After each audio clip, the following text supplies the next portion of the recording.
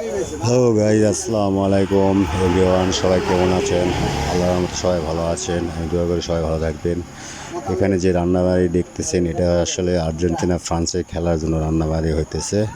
ঠিকানা বগুড়া জেলা আদমদীঘি থানা সংলগ্ন ডালম্বা গ্রামে। ঠিক আছে, তো এখানে মানে কী আর বলবো, বিরিয়ানি তৈরি হইতেছে। আর্জেন্টিনা জিতলে খাওয়া দাওয়া হবে। আপনারা কি বলেন, আর্জেন্টিনা জিতবে তো নাকি?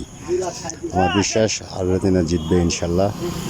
তো আর কি বলবো, চ্যাঁপারা মিলে, বড় ভাইয়েরা মিলে সবাই আনন্দ করতেছে। হ্যাঁ, তো খেলার আগেই খাওয়া দাওয়া হবে, তারপরে খেলা দেখব ইনশাল্লাহ। আমরা আশা করি আমাদের সাপোর্ট যে আর্জেন্টিনায় করি সে যেন জিতে।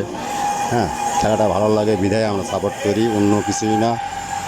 ঠিক আছে, আর আনন্দ বিনোদন সবারই প্রয়োজন জীবনে। তো এই জন্যে আর কি ভিডিওটা ধারণ করলাম। তো কি আর বলবো, হ্যাঁ, বড় ভাই এখানে জড়িত আছে, ছোট ভাইয়েরা, ছোট ছোট বাবুরা, ছোট ছোট ছেলেমেয়েরা সবাই জড়িত। উভয় মানুষ মিলেই আমরা এখানে পিকনিকের আয়োজন করতেছি। উদ্দেশ্য আর্জেন্টিনা আর স্পেনের খেলা।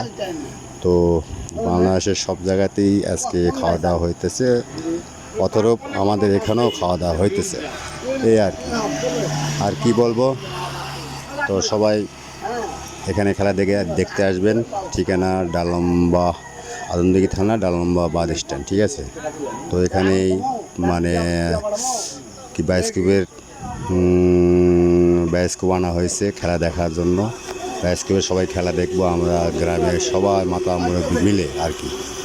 তো ফুটবল খেলা আনন্দ করতে হবে, আর ফুটবল খেলা তো খারাপ না, বিনোদনের জায়গা, সবাই মিলেই বিনোদন করব।